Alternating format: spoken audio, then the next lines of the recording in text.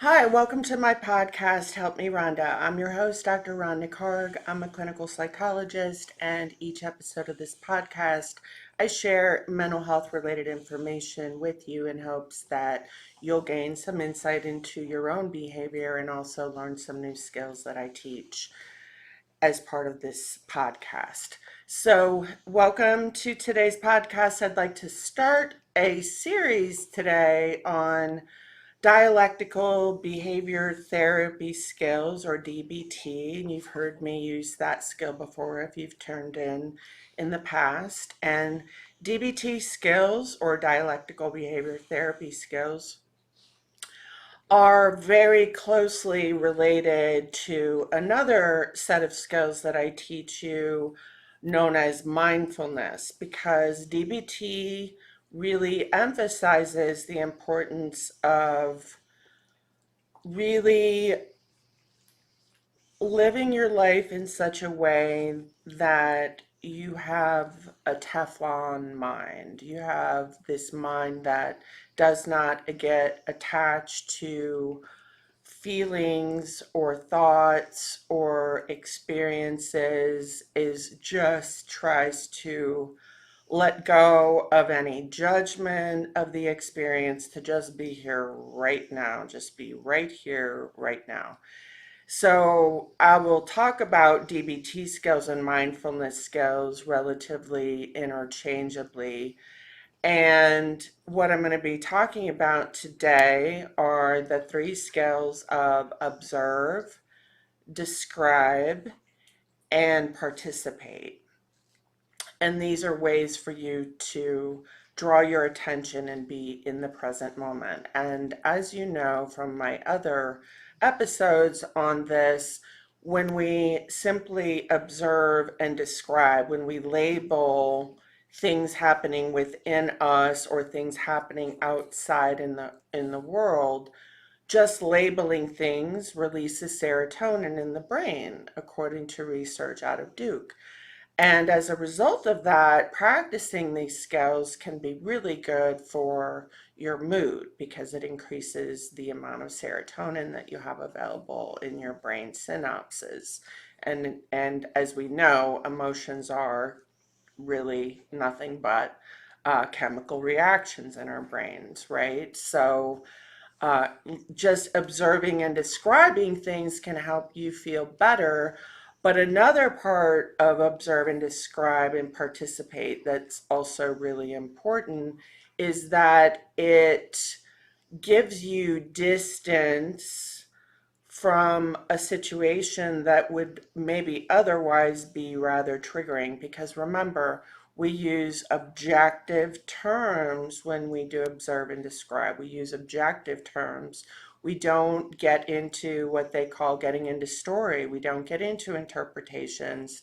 We may label an interpretation. I notice that I think that this person is upset with me.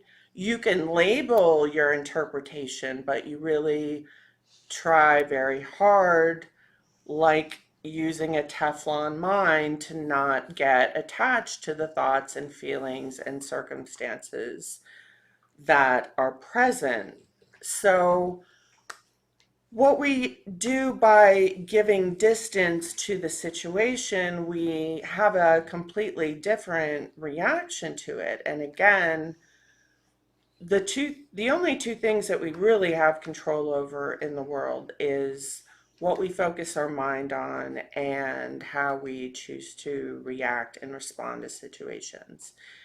And that gives us unlimited power. So when we are able to distance ourselves from a situation, we're able to do a better job regulating our emotions, regulating our reactions to things, because a lot of times our reactions to things in a stressful situation may be because of an unhealed wound that we have, and it may not have anything to do with the situation. It has to do with painful history that we may have. So we try our best when we could otherwise be triggered to distance ourselves from it a little bit, and it gives us just a couple seconds to pause before we react. And having a minute to pause can make all the difference in the world when it comes to reacting. Okay, it can really change the outcome of a situation if you're able to pause, breathe, reflect, gain some perspective, and then figure out how you want to react. And it's not just this trigger response. Okay, so observe is noticing things either inside of you or outside of you in the world, noticing it without getting attached, just kind of looking at it from this objective perspective, right? It gives you a little distance. And by doing that, you can notice things in your life that maybe you've never noticed before, because what happens is by observing, it brings your mind right here, right now, and you're able to notice things in your life that you may have missed before, because especially in our culture, we're so caught up in our head about what we need to do and what am I not doing right now? What do I need to take care of? I mean, so many of us have plates and plates of things that we have going on in our life. And so if we're not careful, we can walk around being stuck in what I call problem solver mode, thinking about, I've got to make sure I do this. I've got to make sure I do this. I've got to make sure I do this.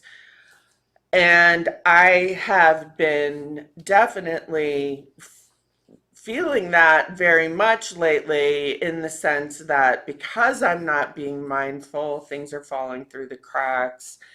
There are, miscommunications with people, and some confusion about certain things that are going on with my business. And so, there's a lot of stuff going on right now. And I think that as a result of all the things that I have going on, whether it's, the business side of my practice, or whether it's, working on my website, working on my podcast, working for uh, my research projects, working for Columbia, whether depending on what it is that I'm doing, I need to be right there right now. I can't be all these other places, because if I am, I'm not able to be present with people. So I put that stuff away so that I can be here right now and focus my attention on the person that's in front of me. I want them to know that they have all of my attention. I am right here, right now, to help them feel seen, heard, and understood. So being mindful is also a way of just living a more rich life, making stronger connections with people, because you're right here, you're right now. You're not on your phone while someone's talking to you. You're not thinking about what you're going to have for dinner when you're having lunch with your friend, or you're missing out on life. And when you're right here right now, you start living a very rich life. Now, the downside of that is that things can slip, fall through the cracks, like they have been in my life lately. And that is because I have been so caught up in what it is that I'm doing that I'm not actually paying attention to things that I should be paying attention to. So there's been a lot of miscommunication going on in my life in the last couple weeks. And so as a result of that, I really got this awakening of like, wow, okay, being right here, right now is good. But how about a notepad to write down the things that you need to do so that you don't forget? Because that's what happens when you're right here, right now, is that you're not practicing things in your head, and it's easy to forget about other things because you are just right here, right now. So, just a warning sticker on the mindfulness piece of it and what it the inadvertent effect that being mindful can have on your life if you do too much. You got to do it all in moderation, right? So, when I'm in therapy or when I'm doing research or working on one of the instruments that I help develop, whatever it is that I'm doing, I want to be right there, right now. And it really makes my life and my work much more rich because I'm doing a better job because I'm there, I'm present, and I'm really focused on what we're doing. So, I would invite you to start practicing mindfulness if you do have problems with concentration. It is a way for you to get much more things done if you're focused on right here, right now, and doing one thing at a time. It's called One Mindfully, which is if you're doing your homework, be doing your homework. Don't be doing your homework and picking up your phone and texting with people because that really does it hurts productivity something like 40%. It's something staggering like that. So whatever it is that you're doing, be doing that thing and don't be doing other things because you will lose a lot of productivity. Those of us that do struggle with problems with attention or ADHD, it is really important for us to do things one thing at a time because otherwise we can get so distracted that we don't get things done. And that is something that a lot of folks with ADHD struggle with is getting things done and staying on top of things. So if that is something that you've been struggling with, I would say use the one mindfully when you need to be on task, but also make sure that you're leaving enough time in your life to think about the future or the past or what do I need to do? What are some tasks that I need to do that need my attention? And think about things outside of just right here, right now, because you can get lost in mindfulness too, and then things can fall through the cracks. So I would just be careful about that. But it can definitely enhance a lot of areas of your life, including your relationships with people. So maybe one thing that you could practice is being right here, right now with the people that are around you to help them feel seen and heard and understood. When I'm with my friends, I'm try really hard to not be on my phone. Same with my family. Try really hard to not be on my phone so much, and let them know that they're really important to me and I want to hear what they have to say. So it really does help you to develop a deeper relationship with people and develop a closer relationship because they know that you're there with them. It's kind of difficult to make a connection with people who aren't right here, right now with you. And fortunately for me, this is something that I think I started doing when I was a child. I started focusing on what's going on with other people. I recently did an interview and was reflecting on the different aspects of my life that have contributed to how much I love the work that I do, whether it's my full-time practice or my two research positions. Or the podcast. I just really enjoy the work that I do, and I enjoy it so much that I even do a lot of volunteer work too. So it's such a big part of my life, and it feels so right for me. I feel like I was born to be here, and I feel like I've had this vision since I was like a teenager at the very latest. But I would even hazard a guess that even when I was as young as 5, I think that I started being interested in the human mind, the human connection, trying to understand things because I was a highly sensitive kid in a family of people that are not highly sensitive, and I felt confused. And I think I was confusing for other people in the family too.